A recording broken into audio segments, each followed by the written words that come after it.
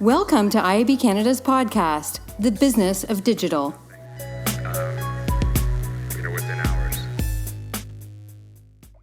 Thanks for tuning in, and I have the pleasure of sitting with Megan Halkett, the founder and managing director of Patio, a Vancouver-based digital communications and advertising agency, who's visiting Toronto for a Different by Design conference that is catering to the Canadian credit unions. And she'll be talking about social media and some of the amazing advancements and some of the limitations, I guess, around social media over the next couple of days here in Toronto. So Megan, welcome. Thank you. Thanks for spending this time with us and Thank you. or with me specifically. And as part of the Council of Western Canada, I'm just really grateful to you for your participation in IAB Canada and all the things that we're doing out West.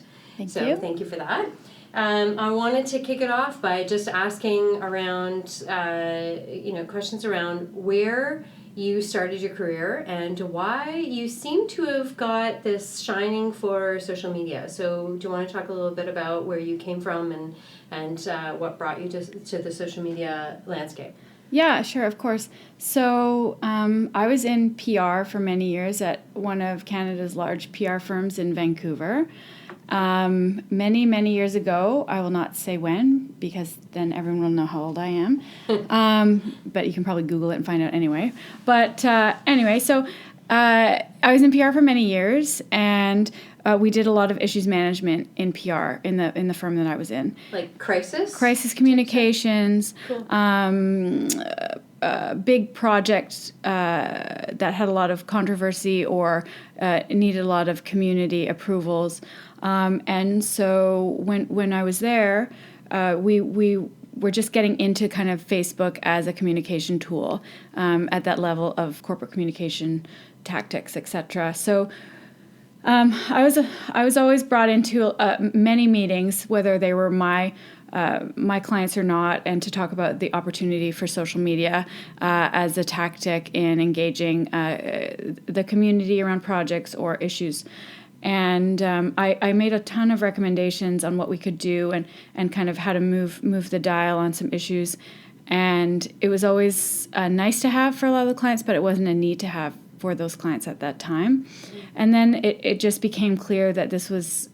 I have a passion for it, obviously.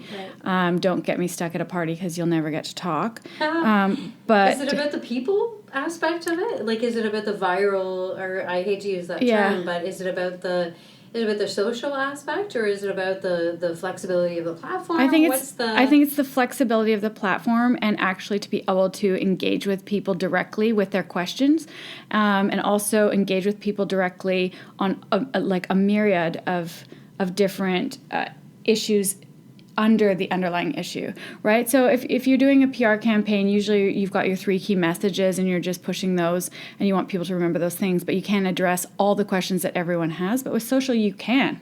So you can address, how it'll impact their lives, their families, where they park, or, whatever it is. And you can go down and drill down quite deeply into issues and make sure that everyone's getting the responses that they need. So I think it's great. And so there was a point where it was going to continue to become a secondary tactic, where it could have been a primary tactic for some of the projects. And I decided to start my own company. So I left and did that in 2010. That's amazing.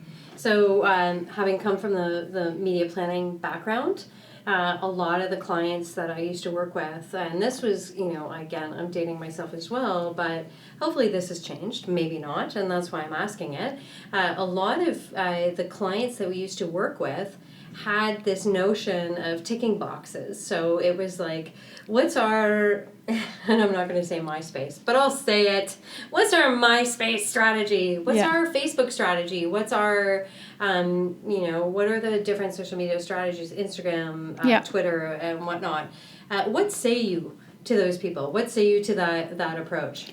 Well, we've always been like kind of a bit anti-all-channel strategy. So I would say, why are you even on those channels? So, yes, you can have a strategy if you should be on that channel. But for example, so we're a small shop in Vancouver. We don't have a Facebook page. It doesn't make any sense for us. We're B2B. It makes no sense. And we barely talk about our client work. It's mostly confidential. And so why would we have a Facebook page to talk about what? It doesn't make any sense. So our Facebook strategy does not exist because we don't have Facebook. It makes no sense.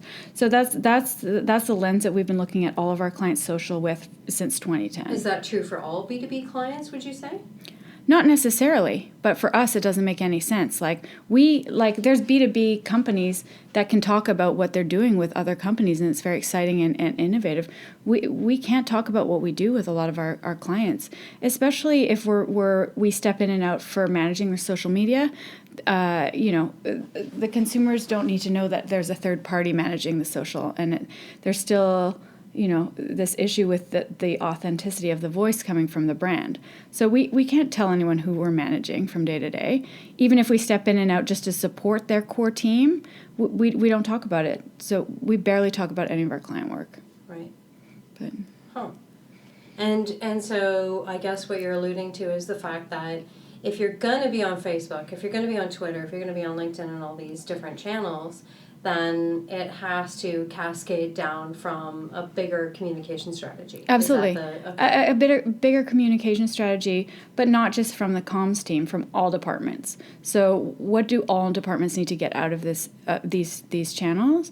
And we find it's getting a lot better, but we found, the social media is run out of the comms department or the marketing department, but there's no connection with HR, customer service, GR, PR, and so it's very disjointed, and a lot of companies don't think that the customer... Wait, what's GR? Government relations. Ah, right. Okay. That's my PR hat on.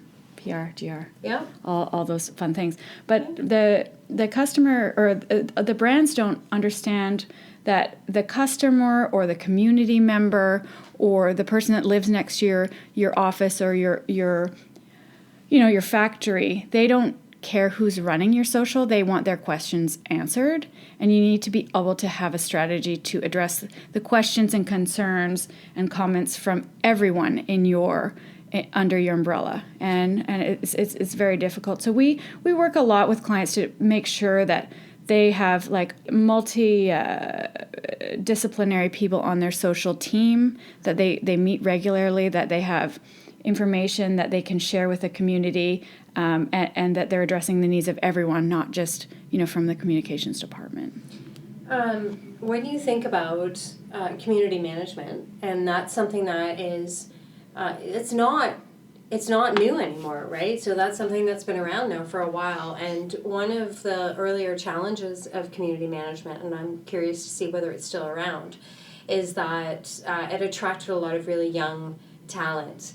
And, the kids, and air quotes, that were engaged in social media, the ones who knew how to use, Snapchat and Facebook, and, they got the tonality right, and they got the cadence right, and they got everything right. However, there have been a couple of glitches with that, in that they don't seem to have the experience of the business and the GR, right? The government relations, the PR experience behind them, and also some of the just general business acumen behind their sales.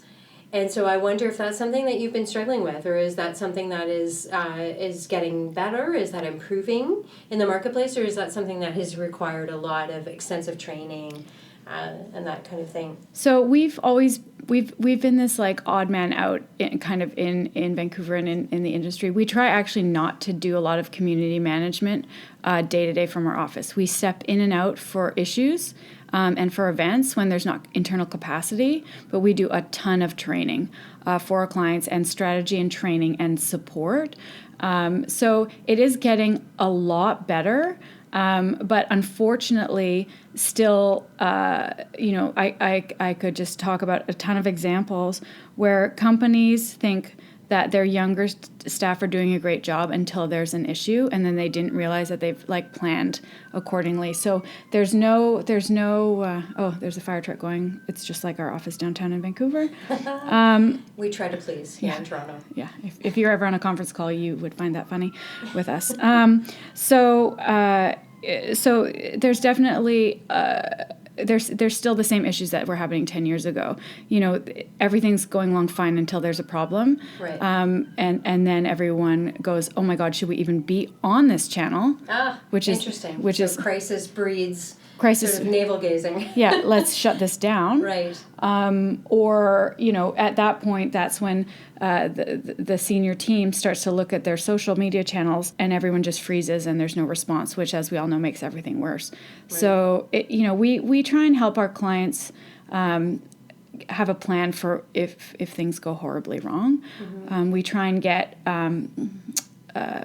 get approvals by legal. Mm-hmm. in advance of when things go horribly wrong. Smart. And we also try and make sure that all the executive team knows that you have a turnaround time on these approvals in the time of a crisis. So we do approval protocols that everyone has to sign off on with the legal department, saying that if there is a problem, you need to respond to what we're going to say within 30 minutes. Okay. And that's great. Yeah. So you're developing protocol. Absolutely. Which is amazing. And it goes in, and I think it's a bit of our PR background. So that goes into the crisis, comms binder, and there's a full social strategy. But with PR, you can schedule a press briefing at 2 p.m. and everyone's going to wait for it. But with social, you just can't do that. And when you go silent, it makes everything worse. And we've had issues. Where, and everyone struggles with this, if there's an issue and there's a hashtag developed around the issue, should the brand use the hashtag to be involved in the conversation? Right. We say, yeah, you should, because the issues happened, and by not using that hashtag, you're taking yourself out of your own conversation. Right. So you're abdicating yourself of the responsibility even just of participating. Yeah. Which is kind of a brand awareness thing. So it's almost like the micro yellow pages, right? If you didn't exist in the conversation, then you don't exist at all. Really. Exactly. Yeah, that's really interesting. Exactly. So it's, every day changes. Every day's new, but we try and help everyone as much as we can. So tomorrow you are going to be talking to one of the most risk-averse categories globally, and that is the financial category and the financial services industry. And my question to you is that, there are, undeniably so many reports right now about controversy around social media, mm-hmm. around privacy, around data, around usage of data, abuse of data, all that sort of stuff. And at IAB, obviously, we're doing all we can to develop self-compliant or regulatory compliance tools and all of that sort of stuff. And we've been doing that for years. However, there's still some scrutiny that the industry is facing, particularly from these categories that have a lot of risk-adverse mentality. And tomorrow, when you talk about Facebook and social media and how to use it, how do you feel? Do you feel ready to go? Do you feel optimistic about the channel? Do you feel like things are looking up for the industry, or do you feel like you need to, has some of the wind gone from your sails as a result of some of the most recent media? That's a good question. I think, there's so many things going on right now with obviously the Cambridge Analytica whole story, everything that's happening with Facebook privacy and data breach or perceived data breach. I think, for the financial institutions and for everyone that I'm going to talk about tomorrow, I'm just going to kind of just do a bit of a historical analysis of what's been going on, with Facebook apps, et cetera, data scraping, and what's been happening since 2014 and the changes that have been made in Facebook since 2014. But also the changes that are upcoming, and there are a lot of changes upcoming. Are you referring to the GDPR and some of the more stringent utility that's going to be in place? Yeah, absolutely. There's GDPR. There's also all the changes that Facebook's making to their election advertising programs. Okay. So the Canadian elections or just international? Is that? It's starting in the States for the 2018 midterms. Great. So there'll be more transparency on election advertising. You'll be able to see which campaign is running what types of ads with what messaging. Mm-hmm. We don't have a timeline from Facebook on when that's rolling out to Canada, but I expect it would be soon after, if not at the same time. We always get everything a bit later. And Canada awaits. And with the upcoming changes with the GDPR and really consumer focus on data and privacy, I think there's some exciting things happening for consumers, and I actually think there's exciting thing for advertisers and brands as well. And I think it's actually a really good opportunity for people to have this discussion about the changing technology that has been happening for the last 10 years. It's unfortunate that it had to happen because of an issue, but because it is publicized, we can have this discussion in a frank way. And I think advertisers should be at the table. We're at the table, and we're really looking forward to it. That's great. One of the things that we're working on at the IAB is to sort of, clean up the supply chain, make sure that everything that is out there on the airwaves is something that is trusted by the advertiser, trusted by the consumer. Mm-hmm. It's good quality. We're eliminating all the, negative ads, the autoplay video and all that sort of stuff. And we envision this world where advertising, once again, is almost like a moniker for value. And where publishers are really providing amazing, continuing to provide amazing value to the consumer mm-hmm. in exchange for an impression. And I guess I wonder whether all of this educating to the advertiser or to the consumer end of things is going to drive consumers to sort of, go all the way to another sort of perspective of what their value is, what their net worth is. Mm-hmm. And I wonder if there's any conversations that you've been exposed to around people that are kind of refraining from providing too much information because they don't want to be monetized without getting a cut. I'll leave that as a caveat. Well, it's an interesting discussion. My feeling is that we're not at that discussion point yet, because I really feel like consumers are catching up to what's been going on for the last 5 to 8 years, and they're catching up to what technology is available, how they're being targeted, how their data is being shared across platforms, so they can be targeted based on their affinity, their location, etc. And I think until you understand what's going on from the back end, it's hard to evaluate your value in the advertising mix. But from our perspective, we want to make sure that the ads that we run for our clients provide value to the people that we're targeting. And with the sharing of data, consumers can get ads that they relate to. It's an ongoing joke that I always get targeted with basically pickup truck ads. I live in downtown Vancouver and I don't drive, so I don't know why I'm getting targeted with these pickup truck ads, but I get them all the time. They can sell me a lot of other things, but that ad space is being taken up by the wrong brand for me. So. But are you jaded because you're in the industry, or is that does the average consumer know whether whether they're being targeted? Like, we just put out a conversation piece to government about just sort of explaining how digital advertising works, and the notion that most consumers don't know why they're being targeted with certain advertising because they're just oblivious to it. They don't even think about it. So do you think that that's a typical consumer thought pattern where they're like, oh man, you guys are really leaving a lot of stuff on the table here? Well, I think with my previous comment of education to consumers on what's possible, I think we could get to a point where consumers demand ads that resonate with them more.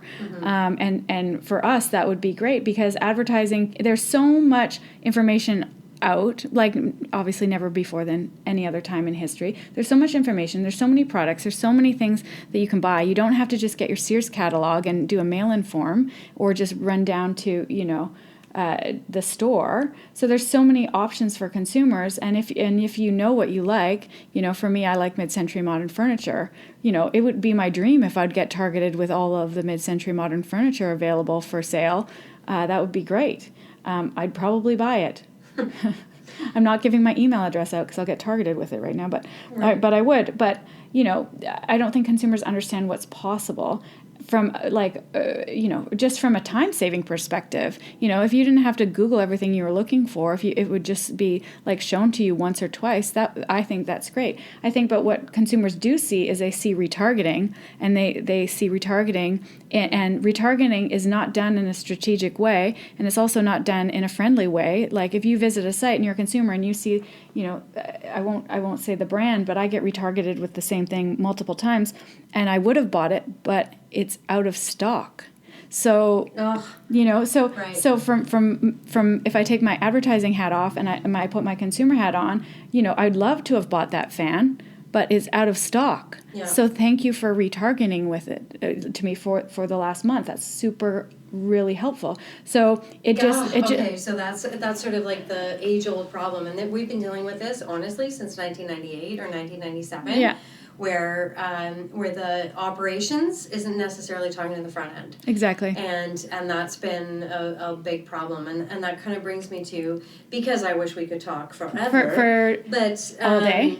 But one of the things that we talked about, and this was a while ago when we were in Vancouver together, we were talking about just social media in general, and you kind of mused about the fact that people just aren't doing it right. Like they don't seem to really understand how to unleash the power of social media. And while that is a broad sweeping statement, and most agencies would say that, right? Most, if they've got like a secret sauce or something like that, they would say, "Oh, you just aren't doing social media appropriately." But when I talk to you, I kind of get the sense that you truly do have a different perspective of the role that social media plays in the media mix. Yeah. So I wanted to explore that with you a little bit and see where you're coming from, and in terms of like when people aren't using it. Can you give me an example of, as an example, why, in what circumstances people aren't using it appropriately, and in what circumstances, like what does good look like when you're using social media? Let's just throw it out there for acquisition. For acquisition, it depends on the product. It depends on the price point of the product. It depends on a lot of things. I guess I would say, we look at social media as a long-term communication and relationship building play for brands, and you can make the initial hits of sales depending on the price point of the brand. Or you can build a long-term customer relationship, and you need to understand who your customer is and what they're looking for, and how you're contributing to basically their day-to-day life. And so, if you're just constantly trying to sell stuff for people, it's not going to work. Buy a back-end Facebook ad. But on your content development plan, who are your customers? And what are they looking for, and how can you demonstrate that you have what they need? Are you suggesting that advertising needs to have a memory? of its own communication?